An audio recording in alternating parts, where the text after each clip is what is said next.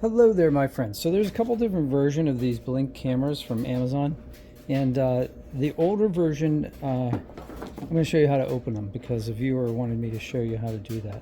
So the older version, the original version, if you have these, see this little arrow here? So you push this down. This is spring loaded. Push it down. Kind of hold the top like this. Push it down with your index finger and pull. And see how like there's these little teeth here, and they fit in this slot here.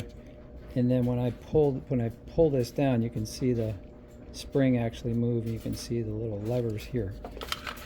And then when it goes on, you can just press it on, or you can pull down, push, push down, push in, and then push, and then tighten that up like that. Now the newer version, though, you're going to need a screwdriver. So just take a big screwdriver and unscrew it to the left. Lefty loosey, righty tighty, right? Counterclockwise loosens it up, and this should come off. And there's your batteries in there, and then go like this, and tighten it back up. And that's how you take the back covers off of the Blink Amazon cameras, the two different versions. Hope you have a great day.